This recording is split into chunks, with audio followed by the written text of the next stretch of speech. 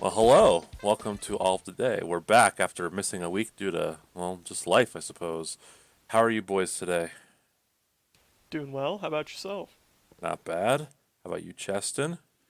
Doing pretty well. Got a nice pot of chili on the stove Yeah? for this balmy 80-degree day. Yeah. It was an interesting choice, but Hey, never a bad time for chili, right? no, I can't think of many. It's one way to look at it. We're interrupting the first week of the NFL to bring you a podcast, so I hope you're happy. It's okay. Um, TVs but have a mute button. that's right, exactly. So when Cheston goes silent, it's because some big play happened or something like The that. hand egg. Exactly. You're awfully optimistic to think that I'd go silent for that and not because I fell asleep Well, that's very during the nice of you. Destiny segment. Well, I'm looking at the docket. There is no Destiny this week. Can you Don't Not worry, yet. believe I'll it? work it in. You'll Not figure yet. it out. When we're I'll talking about Genshin take my designated Impact, 10 you'll be minute. like, so speaking of free-to-play games now, Destiny 2. I usually schedule my naps for the Destiny and VR segments. Well, since you're awake now, what have you been playing there, Cheston? Oh, well, I'm gonna save one for here at the end because I think you played it as well, so we can both discuss it, and Setzer won't care, but we can discuss it. I finished Paper Mario after chipping away at it for Took there forever. we go. Yeah, there we go. 2 months, Two and months. I won't say much because we've discussed it enough, but I never really reached the point where I was frustrated with it as Derek was. I guess maybe frustration not the right word, but maybe you were bogged down by the tedium of the combat and some of the other elements. But given that I played it about an hour a day only on weekends, I never really had a chance to get tired of those elements. There's True. usually a good long time between sessions for me, anyways.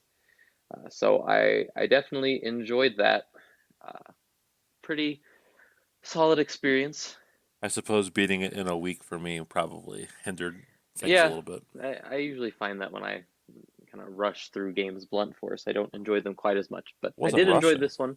Well, no, but you did finish it in a week Yeah, compared to 2 months for me, that's true. which Well, is going to change things. you're doing the gentleman's approach to it. Like, Yes, yes. So now I've started a game that I'm going to chip away at over the course of 2 years, I assume.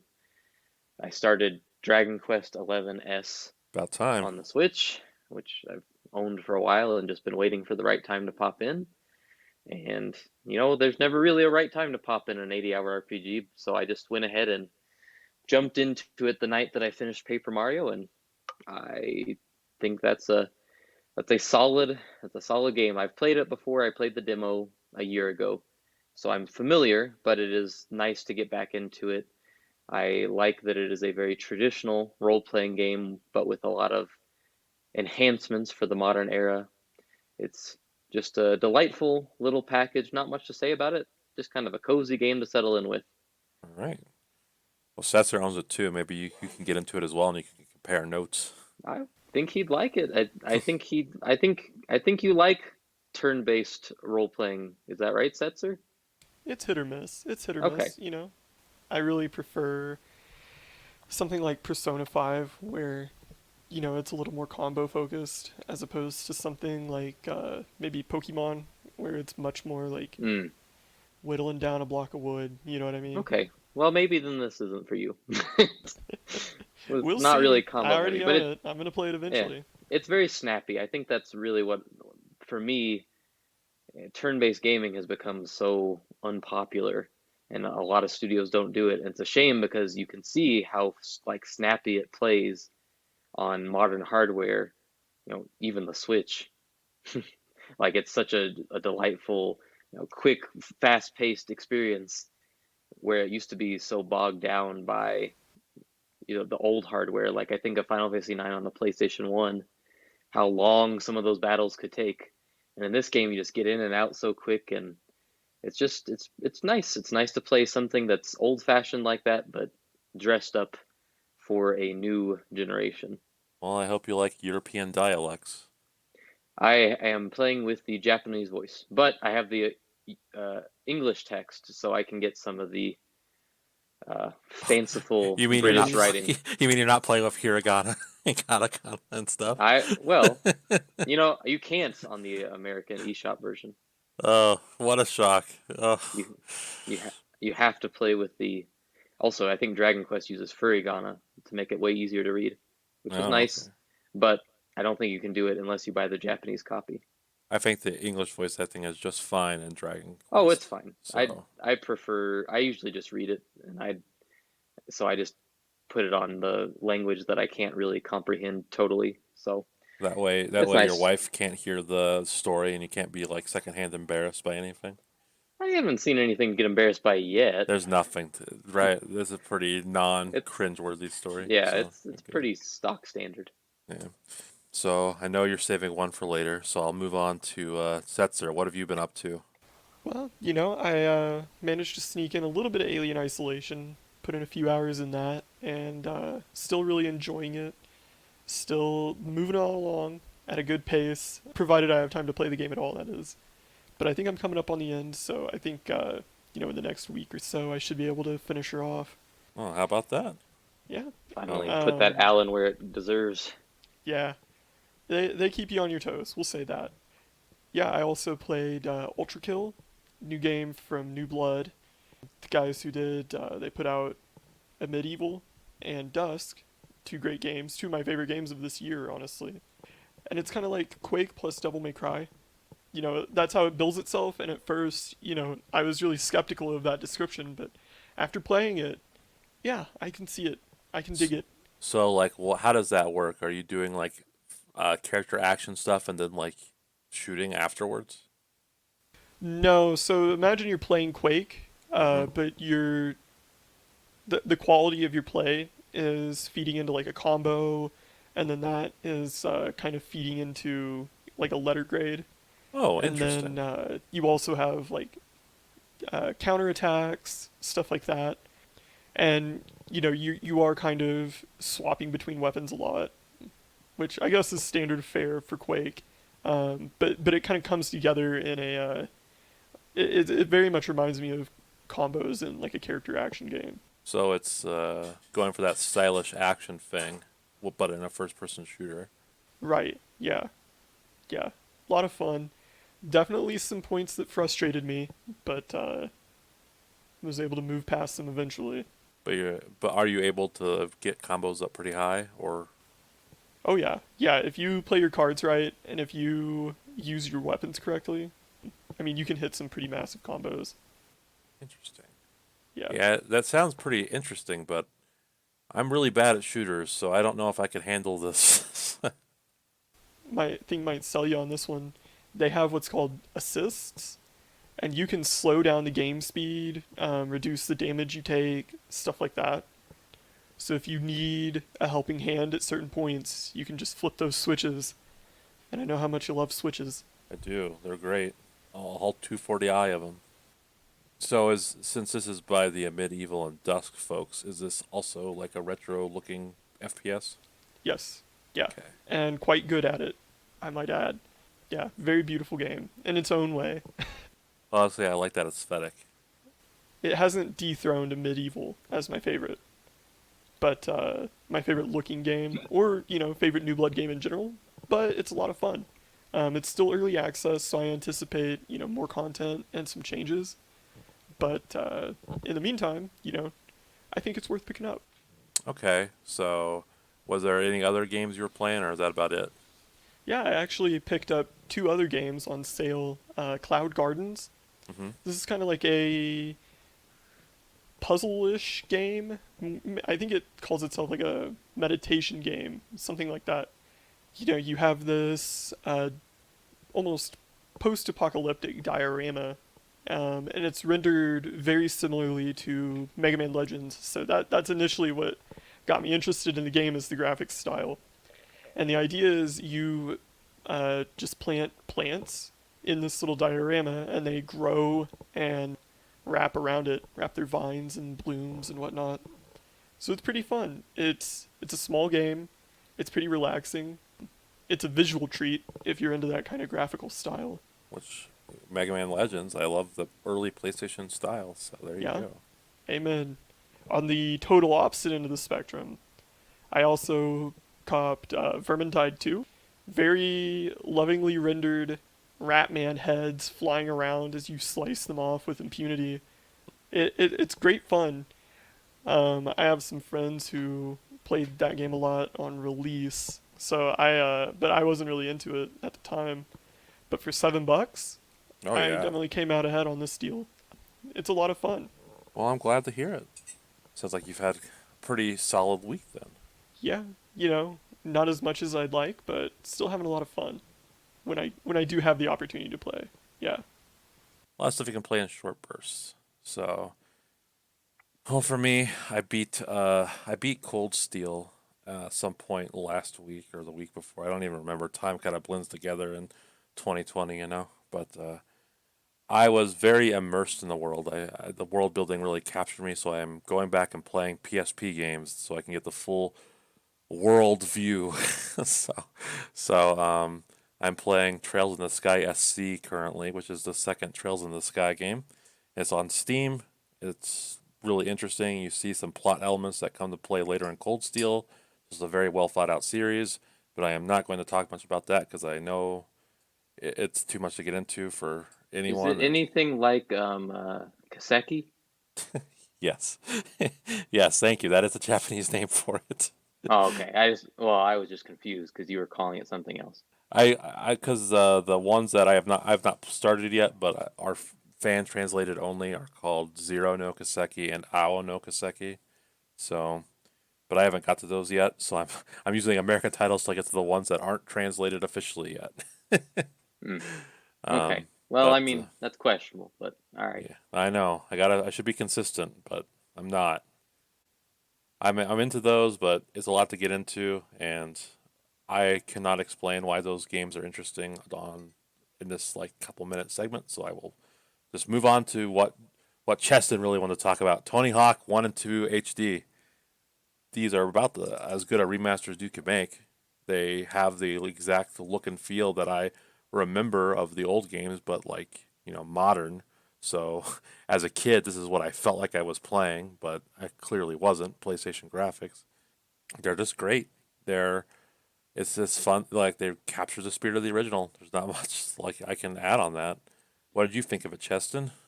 I think as someone who liked the last remake, which is He scored it a 5 out of pretty un 5. this is a pretty unpopular opinion. I stand by it. I played it about a year ago and I still enjoyed it, but comparatively, I mean these do objectively knock it out of the park, like much more so than that remake because I mean just from a feature standpoint, these are much more what you would want from a complete modern remake. You've got the character creator back, you have the part creator back for the people who enjoy that aspect. You've got a much more comprehensive multiplayer experience. You have every stage from the first and second game, which the last remake didn't. That one just kind of picked and chose the best of from the first two games, and I prefer my remakes to include all of the stages, even the bad ones. Agreed. So it's nice to have some of those lesser stages Boy, included. they are lesser, but Yeah, they are noticeably lesser, but that said, they are still it is still charming to go through. I think it's a very arcade experience oh yeah, before Tony Hawk became very open world and strange. It was these 2 minute runs, and surprisingly, that mechanic of having these short little 2 minute runs where you try to get as many things as you can is just a really satisfying way to experience that type of game.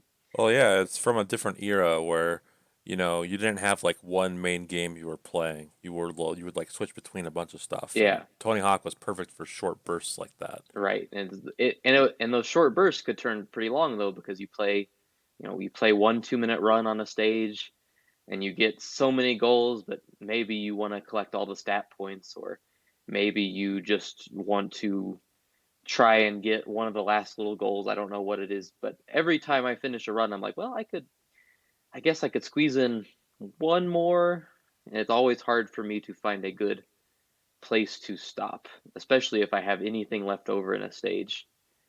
Yeah, I think it's really sharp. I think visually it looks right. I think the character creation suite leaves It a kind of little something to sucks. be desired because I tried to make myself, and I'm pretty average looking, so usually I can do a pretty good job of making myself in a game, but the best I could do was this like great value brand Jesse Pinkman, which is hardly what I look like. I can't even put glasses on my character that I've been able Yeah, to you find. look more like Walter White these I days.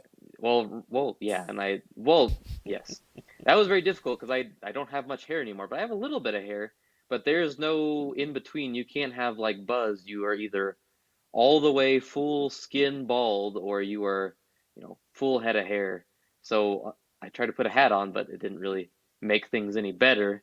And also the character's clothes are really baggy no matter what you buy. I don't dress in very baggy clothes. We're not hip So people. We're not skate we're people. we're So not, so like it's gonna be hard to make myself anyways. But no, I think other than that, like the soundtrack's all there, which was a big component of those games. So if you didn't do that right, you might as well not even release them. But they did do that right. It runs at I think, a pretty perfect 60 frames per second. I don't know if you spotted any I would go so hiccups at all. far as to say buttery smooth. I had noticed Yeah, no like, problems. and that's the kind of game where you really need that to do. And I don't think the HD one did run at 60. I'd have to look back. Well, And, it's on PS3, so I doubt it. yeah, and just another little nitpick, and I think this is part of why that HD one didn't hit right. When you bring these games up to a new era, a lot of people are buying them for nostalgia. Not You're not so much selling to a new base of players. I mean, some new players will hop on, but a lot of times you're selling to those players who grew up with it and they want it to be as authentic as they can remember.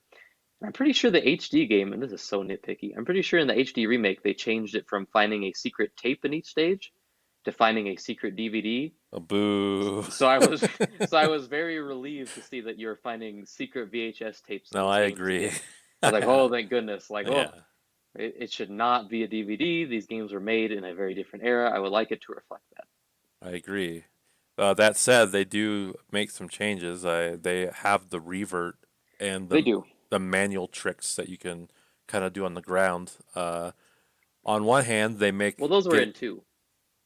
where you're able to switch like between a manual into like a hopscotch sort of thing. I don't remember that in two. Maybe not. Maybe not that part. It makes getting like the sixth score in each level like obscenely easy. But I mean, I It also still feel feels like great.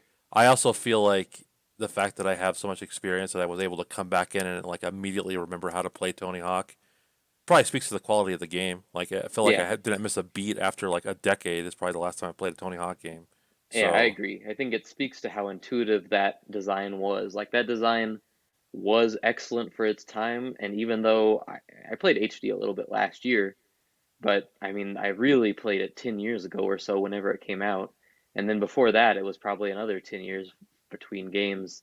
And yet every time I pick it up within 3 minutes, I'm able to land a 100,000 point combo exactly. because it all comes right back to me. It's like riding a bike. You just remember like Now that said, I would really like it if they made Tony Hawk's 3 DLC levels, but I have a feeling they're not going to do I that. They're I going think to. I would be fine if they just did 3 and 4 HD. That's what I think they're going to do. I think they're going to do 3 Okay. and 4 and then Underground 1 and 2 and then they're going to call it a day because no Well, one likes any of the others. But nobody likes Underground 2. that's completely arguable because I know plenty of people that like Underground 2. That's We didn't like it. crazy. We That's didn't like insane. Underground 2, but I think plenty of people did. I like Uh, Underground 1. well, Underground 1's a masterpiece, Did but 3 go open world, or did 4, was that the first one that took it more open? 4 was more open. 3 And was 3 was still 2 minute runs? 3 was a prettier Tony Hawk 2, if I remember correctly. Okay. That would be very interesting to see again. I think that design will not have aged as well. You have to remember regarding Underground 2 is that people like Jackass and we did not like Jackass. So Yeah, I don't think they like it really anymore. I feel like that kind I of don't humor think you're has. hanging around the right people our age. I know I plenty of. think I'm hanging around the right people Well, I my think you age. are. I think you are. But I've heard people of my age say that they miss those Jackass days. Setzer, let's get us started on some news, huh? Let's kick it off with the Xbox Family Circus as usual. Back again, baby. Xbox Series S $299, Series X $499, both launching November 10th. What do you think? Well, I think the Series S seems like a big waste of money. I originally was thinking this was kind of like a neat idea because it's like a cheap entry level to people that don't like play more than one game a year. But the more information that comes out about the S, the less I'm convinced that it needed to be made. I knew people that, and by new people I saw people on Twitter, but I saw people that were like thinking about getting the Series S as like a cheap backwards compatibility box, but it doesn't even play the Xbox One X backwards compatibility like upgrades. So it feels like a step backwards or a step sideways if you already own an Xbox One. So I don't know. 299 seems like it okay. Mm, okay. I mean, you are of a group that owns the Xbox One X, so for you, I would agree. That would be more of a step sideways. But for what I've read, it's really not much different than the current Xbox One backwards compatibility. So I No, don't no, see I how it's know. Well, not. that the backwards compatibility That's what I'm aspect, referring yes, to. but I don't think this box is designed for those people. I don't think that's who this is for. Okay. I think Then this who's it is for? for I think this is for your lay gamer, your I'm going to buy this box to play Call of Duty. I'm going to buy this box to play Madden or FIFA or whatever, the kind of person who probably doesn't want to spend $500 on a console, but may do so begrudgingly because they know that in time the new Call of Duty will only work on that platform and the new Madden will only be for that platform. So I think that is the primary audience. That's I fair. think I think it's for me, I'm kind of caught in between personally. I think I'm much more bullish on it than both of you. I know for sure you, Derek, and definitely Setzer. I think, for my interests, I do like the form factor. It's very slim. I hate the little speaker thing though. That is hideous. I don't know what the deal is with that. But I like the form factor. It's very convenient compared to the Series X, which looks like it might as well be the OG Xbox with how bulky and obnoxious looking it is. Bring it back, Uh, baby. Those were no, awesome Penny Arcade comics. yes, Giant yes, Xboxes. in that aspect, yes. But the key to those comics was the controllers, and those controllers are identical to the One and the One X and all that stuff. But they have shown footage and they have talked about Gears of War 5 or Gears 5 rather. They've shown that running at 120 frames per second, 1440p. I know that's not, really the main appeal playing an Xbox One game, but it What's shows that, the point of showing a video at 120 frames per second when YouTube is like capped at 60? dude, I don't know. I'm just Like saying. I'm not saying that it's like really awesome. I'm just making the point that it is doing stuff that the One and the One X cannot do. The One X cannot run that game at fair enough. 120 frames per second, 1440p. So I think there is an upgrade component, but I think if you're an enthusiast, the kind of person who cares about backwards compatibility, if you're the kind of person who, really wants a definitive 4K experience, who wants the beefiest new console and isn't just getting one because it's how they're going to play the new yearly releases. I mean, obviously, I think the Series X is for you. So, like, Derek, I don't see any reason for you to get a Series S. There's no universe where that makes sense. But someone like me who, doesn't really care about 4K at all, for me, the only reason I wouldn't get the 1S is that backwards compatibility. I have to think about it. It doesn't have a But disk drive either. I don't care about that. Oh, wow. I think I do not. I buy physical Switch games because those retain value, but the physical PS4 and Xbox games do not retain value. They are dirt cheap within a week, so I'd rather buy digital. You get the marketing corner. Well, I'll start a it's show on true. CNBC. It's true, man. There's no those digital games on PS4 go dirt cheap after like a year, so why would I ever buy them physical? Fair enough. What do you feel, Setzer? I think you're right, Cheston, that there probably isn't a large contingent of people thinking, "Oh man, no backwards compatibility enhancements. That's a deal breaker for me." but I do think you underestimate the number of people who maybe, they buy the console to play Call of Duty or, some kind of lifestyle game like that. And they kind of identify with it, and they don't want to be caught out, playing the inferior version, right? And also, I would be interested to see the lineup between who owns what resolution TV and what console they're gonna buy. I think that'll play into a lot of people's decision making. Generally speaking, as someone who does not intend to buy either of these, I think the thing that annoys me about it is, they're saying Series S is 3 teraflops. Um, 4, I think. oh, 4. Well, I mean, it's not a regardless, big difference. yeah. Pardon me. Um, that's clearly much less than the other consoles. So this can go either one of two ways, right? The next 5 to 7 ish years are dominated by games that are targeting the Series S because, like we've talked about in the past, more and more games are cross-platform.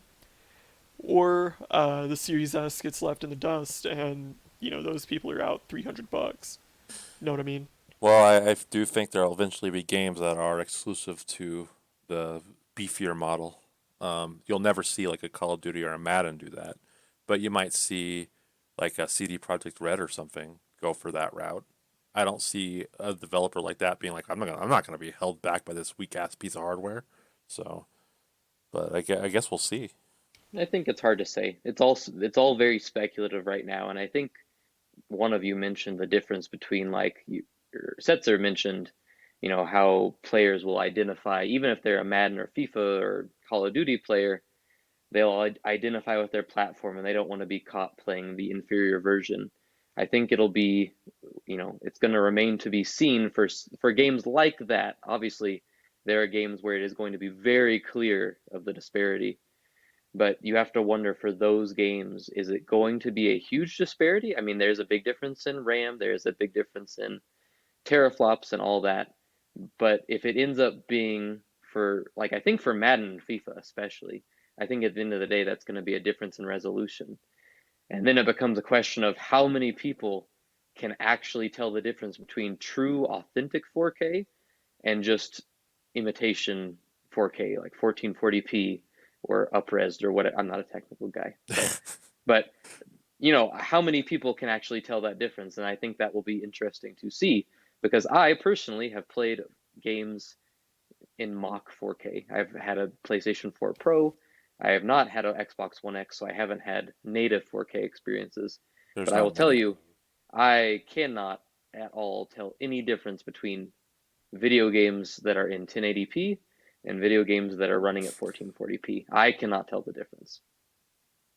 So I wonder how universal that experience will Well, be. not to be a bit of a buzzkill here, but I think these casual gamers have a console they're going to get, and it's called the PlayStation 5 because there is not multiple SKUs. There's not like a confusion about which one's There the is best. multiple SKUs. What are you talking about? There's a discless Well, there's the version. disc and no disc, but But they're Yeah, that's still the not same a power. I know processing what you mean. power I know difference. what you mean. I know what you mean. Right. So, thanks for pooping on my point for no reason, you gigantic asshole.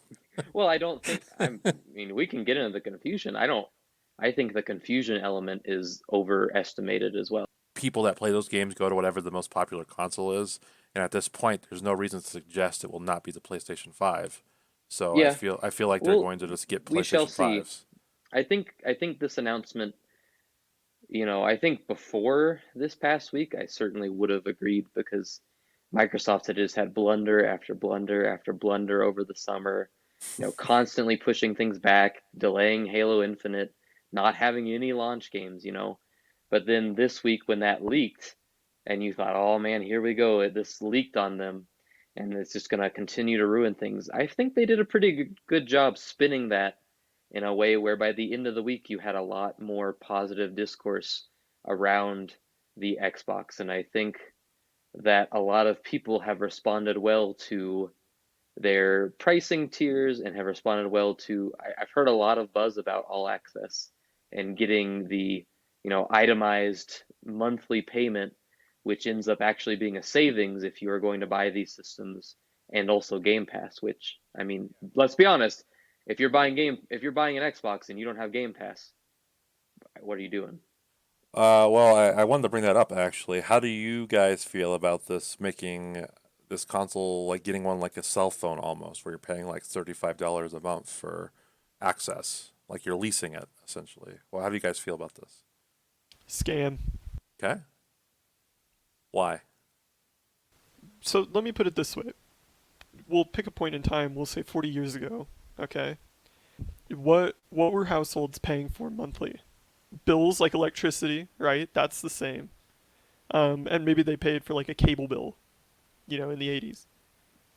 Okay, now you're paying cell phone. You got to pay for internet. You got to pay, all these little.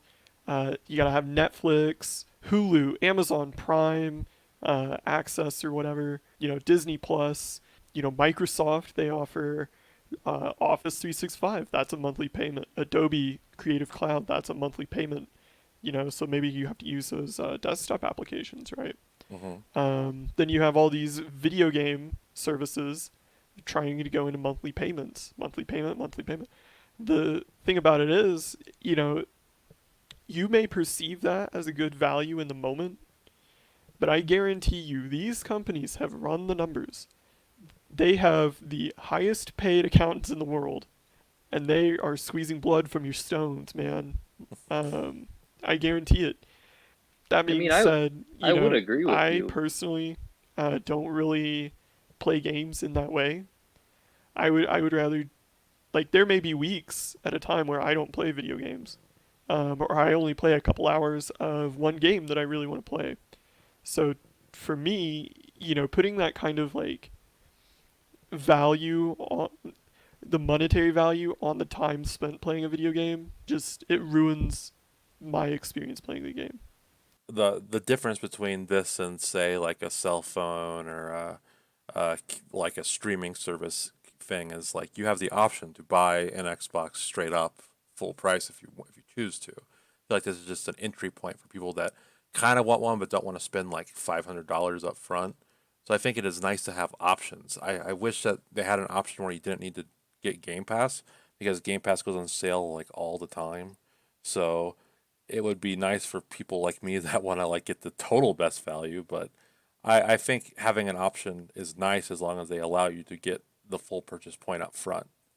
I, I mean, I think it would be a scam, but I mean, I think if you just look at it, like let's say the Series X, for example, $500 console, you can buy it straight up. But if you do this plan, it is 0% interest. It is not upcharging it at all. It is just bundling in the Game Pass. You are at the end of it spending less than you would if you did it for 2 years. And I mean, you know, the Game Pass does go on sale from time to time. I All the have time. found okay, all the time. I have never I have spent not like face value for Game Pass ever. I haven't from because I had my first 3 months when I bought the 1S, and then I got a 6 month card for a slight discount. But I think some of you know, the reason I didn't do all access actually in the past was because I was told Game Pass is always on. You'd be silly to do it, but I found that that is not always the case. And also, I ended up would have to do extra work to scrounge for the deals. So in that sense, I wouldn't mind the all access. I think it's different, like from a cell phone plan, in that if you go to your cell phone provider, for example, if you decide to buy your phone outright, which you can do, it's somewhere over $1,000.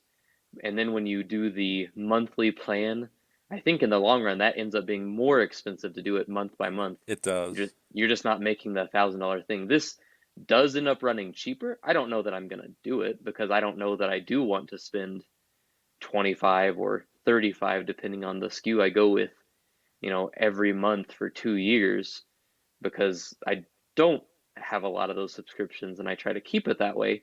But if it's going to be less than I would pay up front and I'm just taking what I'd pay now and spreading it out over 2 years, I mean, I do that all the time and I'm pretty good at managing it. So I'm not too worried about being fleeced in that regard. But speaking of like being scammed on a monthly service, um, they're doubling the price of Game Pass on PC, and I felt like this was coming for a little while because Game Pass on PC was $3.99, and you can play most things you can play on the console version. So I'm surprised it was so cheap for so long.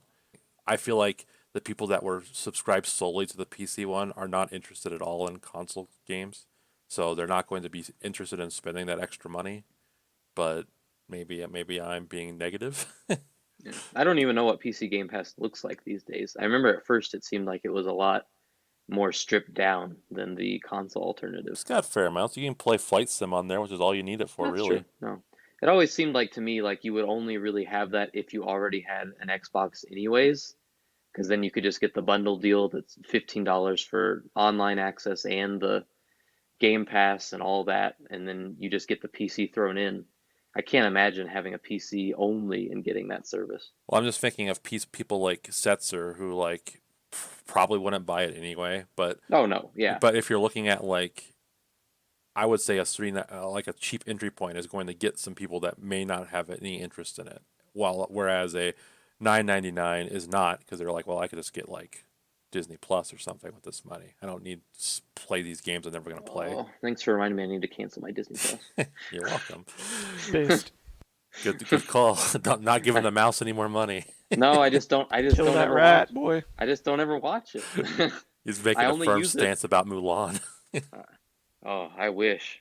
Firm stance against a lot of things. $30, come on. No. I mean, Yeah, I'm gonna be honest with you. This whole discussion reminds me of buying a car. Yeah, exactly. You got all the Like, when did video games become this like discussion about fucking financing? Yeah, good point. It feels like, I'm trying to sell you on like what are some scams they try to give you?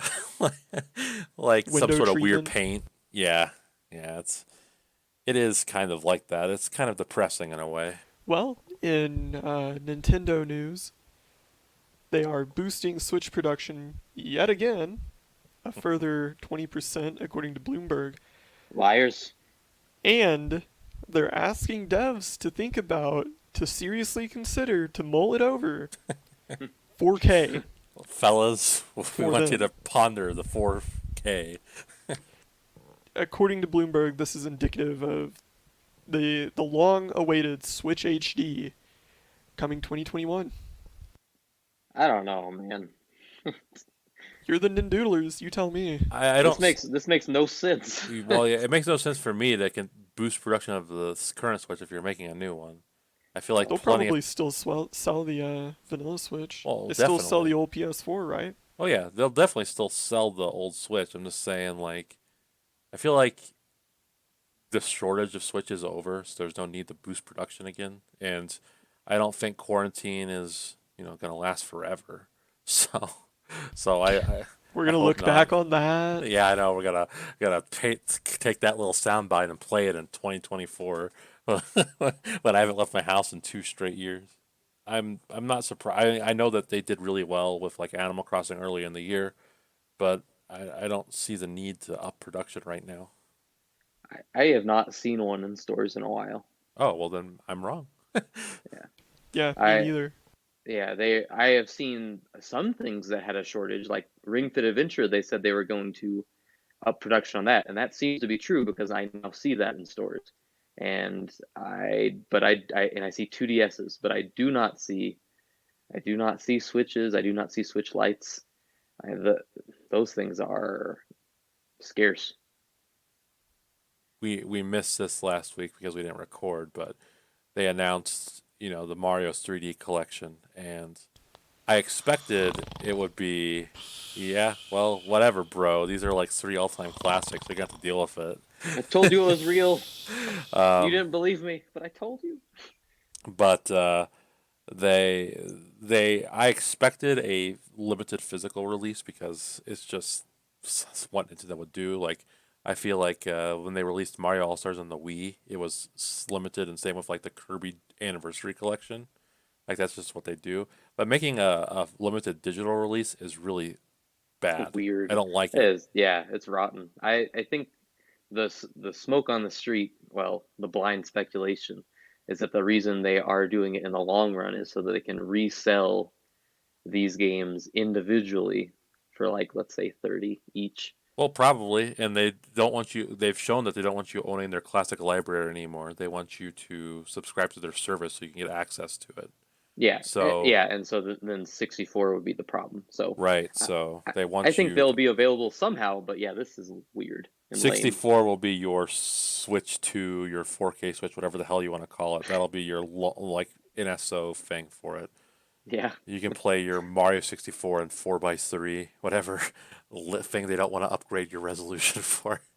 Real quick, because I know we're going to be mentioning our remaster later.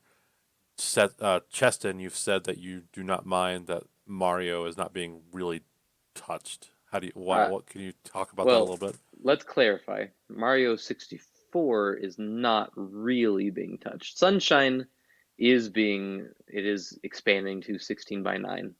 So that is being changed some. I think Sunshine, it sounds like, is getting the most work It's the in a best lot of one. ways. Is being upresed, it is being given the 16 by 9 treatment. It's dramatic. Like, there's been some side by side videos. It looks much smoother than it did on the GameCube, so that's great. I But f- I'll be honest with you. I think it's lazy that they didn't make Mario 64 16:9. I've seen oh plenty yeah, of people hacking their switches to like put ROMs of Mario 64 and make it 16:9, and it looks and plays fine. oh no, I, I won't I excuse the and 16 I've by done it 9 on thing. Project 64 as well, and it looks and plays fine. So Yes, it's make a no mistake. mystery. Make no mistake. I don't. The 16 by 9 thing, I think that's disappointing that they didn't do that. Because, I mean, I'll be fine. I play their Super Nintendo and NES games, which are also 4 by 3, and that's whatever. But I think the main thing that people have really been annoyed about is that, these games are not seeing significant visual touch-ups. I don't care about that. Mario 64 is not getting the DS textures, which were slightly Good. better, and they're not getting any other texture improvements. They're just taking these ROMs and ISOs and upscaling them, smoothing them out, making them look a little sharper, and making them run on modern hardware, but they're not putting a whole lot of work into it. But for reasons we'll discuss later, I think this is one of the two choices you should make when you're bringing back old games. You should either put a lot of effort into it, like they did with Tony Hawk, and just really lovingly remake it, which I imagine is much more expensive and time consuming, and then it's a real project and you're having to move real resources behind it. Or you just bring them as they were and just make them look nice enough on modern displays, because the middle ground is a ground that does not please anybody and everybody gets all grumpy about it. Well, I should note that the games people always bring up are like Spyro and Crash, and now Tony Hawk is another one you can look at and like, why aren't they remaking it? And the reason is that 64, Galaxy, and Sunshine all look pretty differently, and they all feel pretty differently. So if you were to make them one homogenized product like you do with Crash and the remasters there, I feel like you're losing something there. Like, I don't think Mario Sunshine should play and feel exactly like Mario 64. So I feel like if they're not going to remake each game individually, this is the matter I would prefer. If they're not going to lovingly touch them up, just don't touch them. Just let them be as they were. That's what I would say. Well, since we're spending so much time talking about remakes, we might as well just jump into it. Prince of Persia, they're doing it. They're doing it for you, Cheston. How do you feel Yeah, about it? this is not surprising, but really a big bummer. I love the Sands of Time. I was worried they were not going to be remaking Sands of Time. They'd remake something else instead. Then I heard it was going to be Sands of Time. I got a little bit excited, but I knew in the back of my head, it's Ubisoft. It's Ubisoft. Don't trust them. They'll ruin this. And lo and behold, what they did is they did that middle ground. They gave, well, one, they gave it to a very small subsidiary in the Ubisoft family out of India, or Ubisoft Pune, which I had never heard of until this week, which says a lot about how much they're putting into this remake. Um, and they have taken this old game and they have given it new graphics, that's for sure. But you look at Final Fantasy VII Remake, you look at You look at something like Tony Hawk, you look at even those Crash and Spyro games, and those all look awesome. And there's no doubt that they look better than the original games, and in a lot of ways keep that spirit. You should strike FF7 from this. It might as well be a Yeah, completely different game. Well, that's true, but yeah, it's still the same. It is they touched up like lovingly touched up old like models and old or not old models, but like old artwork. The characters look amazing. They look like the old character designs, but in a modern take. And like you were showing me screenshots of places from Final Fantasy VII that they touched up, and they're the same designs for the places. They just look amazing, and that's what you would want for a game like Prince of Persia. You want it to look like that game, but just awesome. And it looks like that game, but like a really cheap Xbox 360 version It's like shit. that it looks rough, and it looks like it's I think for me what does it is the environments are whatever. It's the character faces. They just look wrong, and I think the anecdote that best depicts how off this game looks is that I woke up on Wednesday, I think it was, to a text from Derek that it was just a picture of this game with just it said and it was early in the morning when I got this text, and I looked at it, and I didn't read the picture. I think it said Sands of Time on it. I just saw it from a distance, and my first thought was, what the heck is this, some crappy mobile game? Like, why is he sending me a picture of this? Well, then I woke up, came to my senses, and I went to some news article and saw the same picture. And that's when it dawned on me that this thing that I thought was just like a really cheap ad for a mobile game was what they were doing to one of the most important 3D action games ever made. That's a bummer. you're out here carrying the flag for Prince of Persia as the most important action game I said ever. I didn't say what I Well, didn't say one of, most. I one said of, one sure, of. sure, sure. It is. It absolutely is. What a hill to die on. Well, It Uncharted is. owes its existence It's to Prince of Persia. Uncharted. So many games like harken back to that game, which took 3D action and infused it with a more speedy parkour sensibilities. It was one of the games that pioneered the free flow combat that defined the Arkham games. Like Oh, you so have you're saying Prince of Persia made games worse, is what you're suggesting. no, But I'm not. It did it better than Arkham did because it didn't bog it down with a bunch of I nonsense. have never seen footage of Prince of Persia being played. I don't think I've even seen screenshots of the original. Oh, you should check it out. It's It's not it's bad. a darn good game, and for the most part, it holds up. So like you can play this on PCs, you can play this on Xbox One and the Series X and S. It is enhanced on the X models, and I think that's probably the best way to play it. Other than the fact that, and this is the only reason I really even cared about the remake, I went back and played it about 2 years ago on the PS3 where they had HD remasters, which are not very good remasters either. So it just as I guess a trend with the Prince of Persia series. But mechanically, 3D platformers of the time were a little less free-form in their controls. You could only move in 8 directions, and that was it. And that makes lining up jumps kind of hazardous. So I thought they might really benefit from giving this game more freedom of movement and make those platforming sections a little less rigid. But I mean, after seeing the way it looks, I really don't care if it plays better. It Well, doesn't matter. you gotta fit everything into this crappy open world engine, even if it's not meant to fit. I will play it. Don't get me wrong, because I need to see it for myself because I hate myself. But I am not. I doubt that it'll be the version I ever play again once I finish it. Well, in other Ubisoft news, as part of their Ubi Forward show, they revealed Immortals Phoenix Rising, Awful name. That's a terrible which name. is described as our unique game. Yeah, Now, It's did either unique, of you all right. guys watch this trailer? I sure This did. no, but I've seen the trailers from when this game had a better name, Gods and Monsters. So I know what it is. Yeah. Well, first of all, the name sounds like a direct to like VHS sequel to like some crappy '90s movie. It's like it's like starring like the sidekick character or something. Like it couldn't do a Hmm. theatrical release. Nim 2 when it starred like the sun, whatever. But whatever.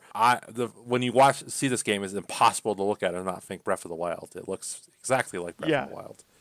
That said, like I think it looks kind of neat and like it's going for the mythology theme. So it seems like you can fly around and do things, but in the end of the day, it's just Breath of the Wild with a old mythology filter. I was gonna call it a human centipede, but I don't think that's right. Is this like a dog eating its own tail kind of thing? Because like Breath of the Wild was basically Ubisoft open world but done well, and now Ubisoft is doing the Ubisoft open world but done well. I, I can't imagine this is going to end in a satisfying way. Well, Ubisoft sucks, so it won't end in a satisfying way. It'll, No, but you can bet you'll be paying for some little microtransactions and getting some nice frilly loot drops that don't meaningfully impact the experience. well, I feel like audience for this game is for people that don't have access to Breath of the Wild. So, Setzer, what do you think about this? Is it fair to say I think it's like a joke? It is. Um, It is fair. I mean, as someone who wants to play Breath of the Wild, as someone who's very intrigued by that game and that kind of, maybe more of an open adventure kind of game, I don't see why I would buy the off-brand. Along the same vein, you mentioned, at least it has sort of the Greek mythology theme, but, you know, I love Greek mythology.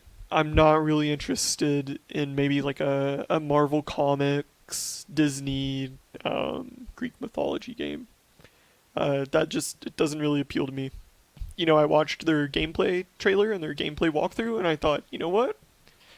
That is a video game, Yeah. but I think I can find a better use for my time right now. Yeah, it looks okay, but I don't really have any particular interest in it. If I want to No, play Breath of the Wild, I'm gonna play Breath of the Wild. really quick, because this isn't going to fit anywhere else.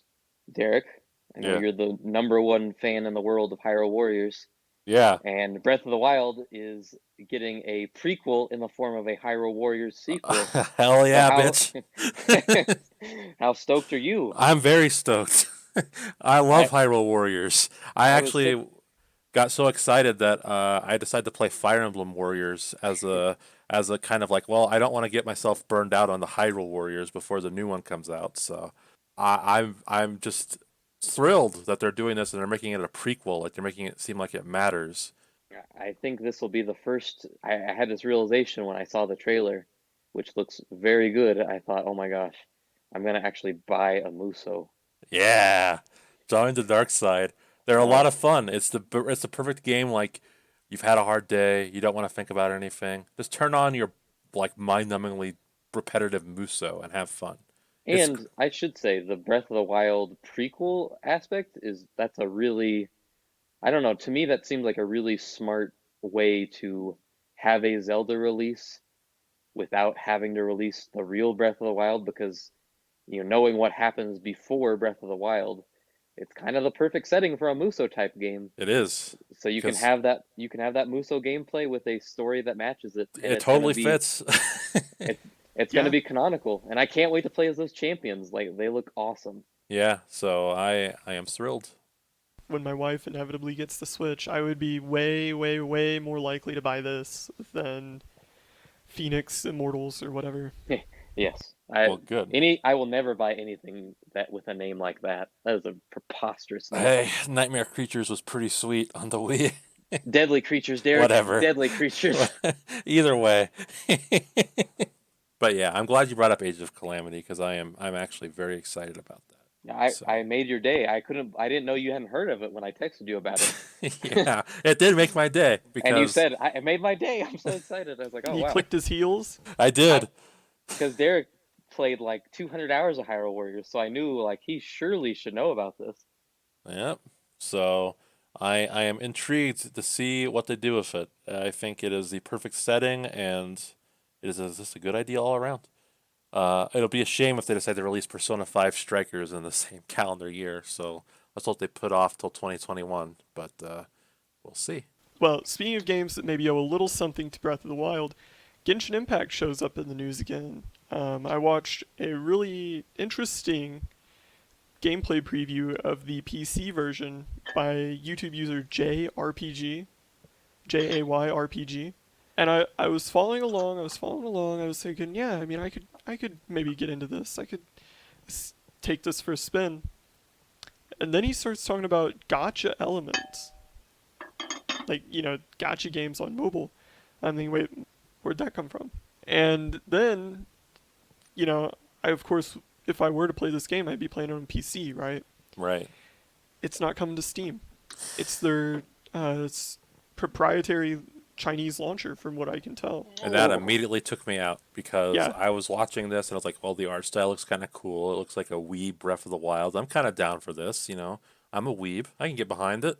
And then as soon as you say like I'm weary of gotcha stuff as is because it's a scam, but proprietary Chinese installer, whoa, no thanks. Yeah, yeah. You're So, asking for your data to get stolen. Yeah, if not worse. And, Yes. On top of that, gotcha element. I mean, we'll talk about this a little later, I think, but just the way that it manipulates the entire game, to be about paying. The game is not there to be fun. It's there to bait you into paying. It's there to manipulate you, right? Fun future And that we live in. alone is like, that's the deal breaker. I got to draw the line. Yeah. Yeah, That's a I'm bummer. not. I'll be honest. I was watching this and I was like, man, I'm kind of down with this free to play nonsense. What's happened to me? And then they immediately took me out of it. So thank you for saving me from myself. I appreciate that. Don't ever say I don't love you, fam. Exactly. So Ubisoft had their Ubi Forward, right? Hmm. Well, 3D Realms, together with Night Dive Studios, the guys doing the System Shock remake, and New Blood, who put out a bunch of super cool retro games, they did the Realms Deep show on September 5th and 6th, and they announced a load of new games that piqued my interest. You guys know I'm a big fan of Dusk and a Medieval, which I played earlier this year. Horde mode for Dusk, Mamma Mia Flesh Palace. It's actually an edit of the Mario 64 Peach's Castle map. Yep. But that was cool as cool. hell. Yeah, That is pretty covered cool. in flesh and gore. And a prequel expansion for Medieval, which also looks, Mamma Mia, Yeah, it looks good. sublime. Yeah. New Blood's also dropping Fallen Aces, which is kind of like a detective noir. I'll be honest. When I first saw it, I thought it was Archer, like the game.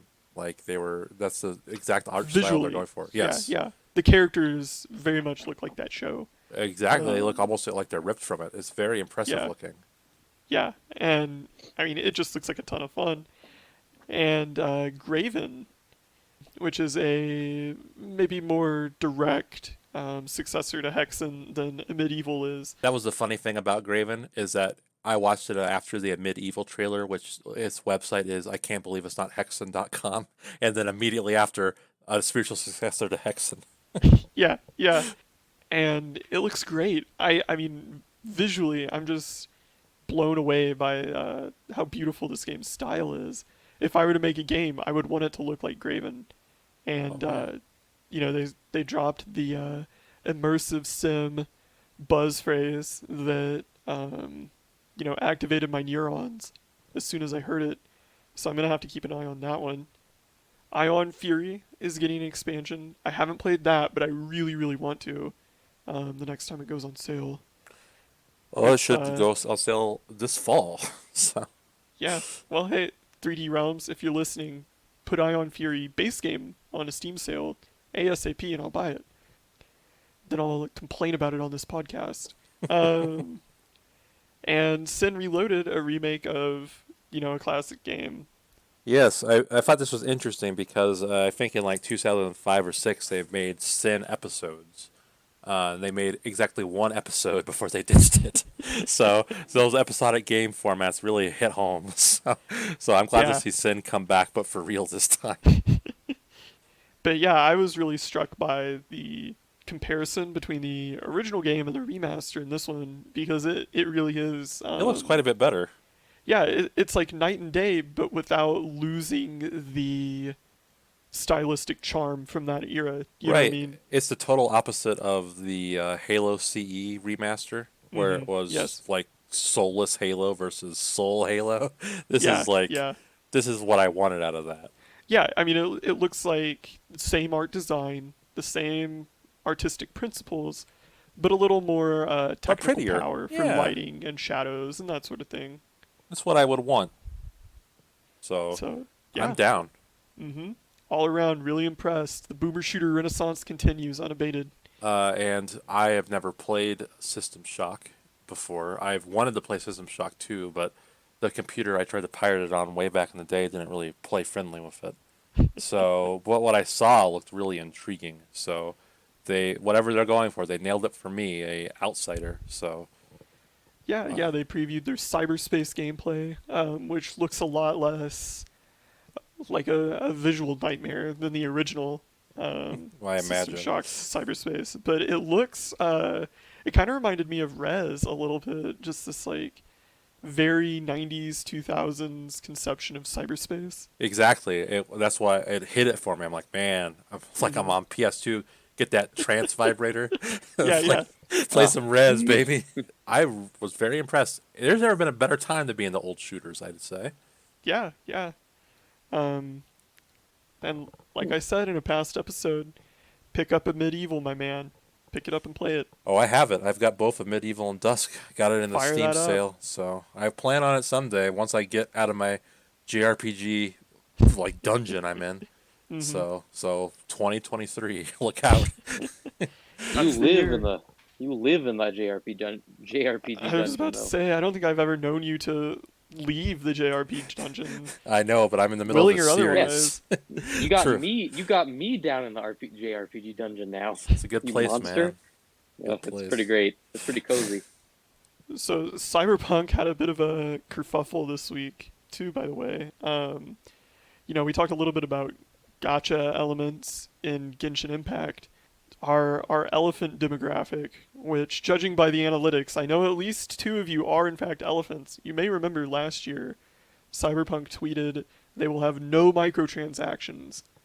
This Yes. week, there was an interview on GameSpot talking about, we won't be aggressive with our microtransactions.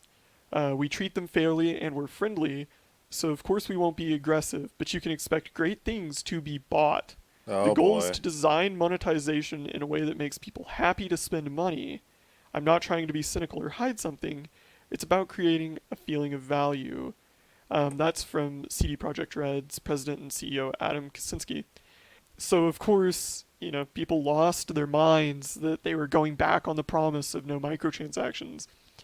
And that day, the next day, they were pretty quick on the draw with it. They just tweeted, we were talking about the multiplayer mode, not the single player. There's no microtransactions in the single player, don't worry. And when they said that, I was like, I don't give a shit. I Yeah. don't play. I have no interest in Cyberpunk's multiplayer. I never will. This is a single player game to me. It could be like a straight up loot box fest in multiplayer. I don't give a shit. I'm not touching it. So as Yeah. long as single player's like fine and untouched, and the CD Projekt Red experience I've come to expect, I'm fine. Yeah. Can I ask a question? Yeah, No. Oh, okay. Well, I got 50-50 conflicting split. information. I'll flip a coin, and it You can says, ask half the question. "Oh, are you all still hype for Yes, Cyberpunk?" absolutely. Okay. I I think. What's your answer, Setzer? I wouldn't say I'm hype for Cyberpunk. After Spore, I do not get hype for games. I am not opposed to it. And if it comes out and it gets good reviews and it's generally well received, and after I have more exposure to gameplay footage, it still looks interesting to me, then I will consider buying it. Okay. For me, I trust the developer. That's all there is to it. Like, Yeah. there are certain developers that will release a game and I will pay attention regardless because I trust them.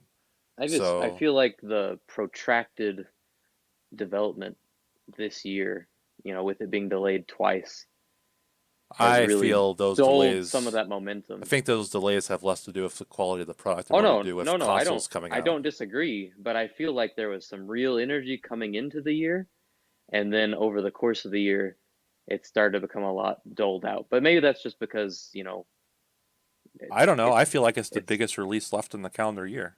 well, Like, I don't disagree with that, but I mean, when the year started, it was like, oh, that is the guaranteed game of the year. Can't wait for it. And then they pushed it and pushed it, and now it's like, oh yeah, that's gonna come out right when the new consoles come out. Well, that's cool. well, to be fair, it's been kind of a slow year, so it might still be the game of the year. I mean, mine's probably gonna be Yakuza 7 because I'm like a brainless dope. I'll just clap their hands, be like, "Oh, Yeah. Yakuza!" Oh, Game of so the year or games of the year, because I've got 51 oh, true, worldwide classics true. that are all vying for game of the year. Backgammon finally, Mancala game of the Backgammon, year. game of the year. No, backgammon, way better than Moncala. Get out. There's 51 game of the year contenders in one package. You gotta catch 'em all. That's right. 51 game of the year contenders and instrument of the year contender, a piano. Oh, so you got into Labo, huh? No, the piano's on the Clubhouse games. No, no, no. Yes, it is. I saw It you sure with your is. little cardboard piano when I went over to The best thing your about house the the other day. piano is that it doesn't work in docked mode because it's only a touchscreen piano. So if you open the piano on the game and you have it plugged in your TV, you just have a static image of a piano and you can't do anything to it. It's great. I love it. Oh, that sounds kind of like the jump rope game. I did not play the jump rope game. It's free, so I know it's free. it's going off the eShop, so it's limited time. Oh, oh no. If you buy it, if you quote unquote buy it now, you can sell your Switch on eBay for $500. There we go. It'll be like PT. That Flappy and Mario Bird. 3D All Stars, man. Have Yeah. those on your Switch, you could sell that for a pretty penny. Well, guess who already has their Mario 3D All Stars preloaded like a good cuck? No, a real cuck would have it pre-ordered physically, Oh, true. which I do, and would have downloaded a mobile app just so you get a special collector's edition pin, which I did. Well, this is why Setzer has no respect for us Nintendo fans. Oh no, he's right. Yeah, he's totally right. You can say that again. We're a vicious lot. Well, throughout today's news docket, we've kind of talked about the way games are played today, from boomer shooters that harken back to a simpler time, into ideas of gotcha monetization, console financing, subscription games. I read a really interesting article on Real Life Mag written by one Ulysses Pascal called "The Gamification of Games: When Play Becomes Chiefly About Data Collection."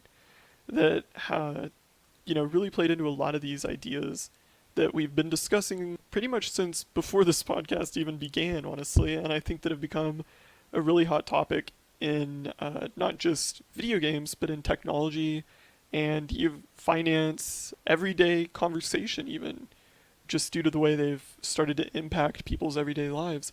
The crux of the article is basically that the money you pay for the game to buy it and play it is less valuable than the marketing and other data insights that developers and publishers can glean from how you play the game. And they can sell that to other parties who may be interested in advertising other goods and services to you. So, the example he gives in the article is, if you play a game in a certain way, that indicates maybe you're more impatient and you're more willing to play the game and pay microtransactions, right? Maybe you have less restraint over your financial expenditures, we'll say, right? And they can sell that fact about you to other companies who can target you with other games and services. What do you think about that? Well, I don't like it. It feels like, they're like, well, we want you to have fun, but for the sake of our finances, which is a strange way of doing things. One of the things they mentioned in there was how if you're playing a game and you're like not focusing on the main mission, but you're doing a bunch of side stuff instead, like you're exploring, they will advertise vacations to you as like a means that, first of all, I don't understand the correlation, but I'm also not in advertising. But that, I don't know. I just don't like that. I don't like that they're using like how I play to profile me and advertise me in specific ways. But it also explains why Google is interested in video games. So Yeah, yeah. I thought that their explanation of Stadia as just being, a backdoor to get more data fed into the, massive steam engine that is Google's advertising business was maybe a little too on point, for if you sure, will. yeah. Well, I mean, it completely A makes bit sense. biting. Yeah, Yeah, yeah. it's hard for me to grasp how they have made a science out of this, but people like there are certain like people play games in different types of ways. So I can certainly see how that would fit a personality type and it would aid advertising. So it's just Yeah, frustrating. it it's depressing, though not surprising. I think what's really interesting is the way that players will feed into this because the article makes mention of things like achievements and how those can be used to profile people. And if you've ever wandered into a Nintendo Switch forum, almost every time it's mentioned, people are just moaning and groaning because Switch games do not have achievements across the board. And people just really want those little targeted bullet points to hit. And people So like they those really things. want that data. I know they do. And so it's just interesting that the way that players will play into that, you know. Well, they want that little dopamine hit that suggests they're not wasting their time by playing children's toys. So, Well, right. They Right. yeah, I and mean, it they has become a way to conflate leisure and productivity. We live in a culture that's very much obsessed with this idea of you have to be productive, you have to be productive, and that doesn't really leave a lot of room for the leisure time that I think we all need, right? One of the more interesting points in the article was the idea that, this goes beyond video games. This is becoming, commonplace in work. A lot of workplaces now, they use key performance indicators, KPIs, to assess the quality of the workplace, the quality of the employer, the quality of the work they do, and how these are becoming more and more like games. They're being dressed up in language and iconography borrowed from video games as a way to, quantify the data. so this is a direct result of like I remember seeing all sorts of like think pieces and comics about how you would be more productive if little things had like game things like you're doing the yard and like you level up or something. People have wanted this, and as a result, well, they got it, monkey paw and all. It's all about trying to boil down as much of your life as possible to raw numbers that can be heuristically analyzed by these big data companies, and basically, they can use alchemy to transmute lead into gold. They can turn how much you stared at a specific piece of art in a specific video game into some kind of deep insight about your personality that indicates you will be, 2.334% more likely to pay, an increased price for some other service. And they can sell that to an advertising company or to, your workplace or whatever. I mean, I think that it's, we're at the stage where it's going beyond advertising, and it's becoming to be a comprehensive dossier on who you are as a person. I mean, for a few years now, we've all been, as working professionals, we're all aware that your social media, your personal social media, right, can very much impact your professional life. Oh And I yeah. think that this is the next step. I think we'll see services where they'll offer a background check, and not only will it, check your Twitter account, your Facebook account for profanity, it'll check your video game playing. And when you played Elder Scrolls 6, how many times did you steal from a merchant? All right, Mm. that could indicate you're not trustworthy, and you could be stealing stuff from the job, right? From the work Oh, site. what a fun future we live in. And the step after that, I think within 5 years we'll start seeing Alexa analytics, or Google Home, or Siri, Microsoft's Cortana. They'll start snitching on you. They'll be running analytics on every conversation you've had with these little things listening in on the background, and every last piece of profanity you've used over the past 5 years will be known to your boss, right? Oh yeah, yeah. Don't say anything in your privacy of your own home. You want everyone else to know. So, what a fun world, huh? Yeah, This yeah, reminds me of when you'd be playing an instance in WoW and you'd be having like a real fun time, and then someone would pop that mod that runs the DPS and heal counts for everyone in the party, Oh, so that they can make you feel bad because even though you won that finished the instance, you came in third in DPS. It's like that. yeah, Cheston's yeah. butt hurt. He's got bad Oh, memories. oh, I was always the lowest on DPS. If I was ever not the healer, I was absolutely the lowest DPS person because I don't play games like that.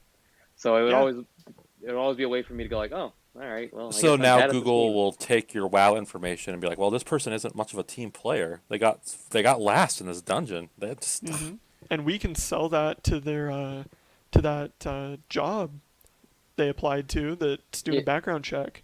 I always made those people pop the healing totals one when I was healer. So because you feel then good it's like, about oh, yourself. yeah, what are you all doing? I've got 96% of the healing. Oh, this person's really into team killing. I guess we can't trust them on this team project. Ugh. Well, I don't think video games are a very accurate reflection of how you are as a person because I know I play games differently than how I act in real life. So, but They're pretty accurate for me. I'm pretty boring in life and in my video games. So that's why you're a Mario main. yeah, that's why I played Mass Effect and never had any conversations, never had any relationships, did not see any sex scenes. I was I completed the rare Virgin Shepherd run, and I also used the standard Shepherd model. So yes, So, on that note, it'll be it for us for this week. You can reach us on email at alltodaypodcast@gmail.com or on Twitter at alltodaypod. This is Derek, and with me is Setzer and Cheston, and we'll see you next time. Bye. see ya.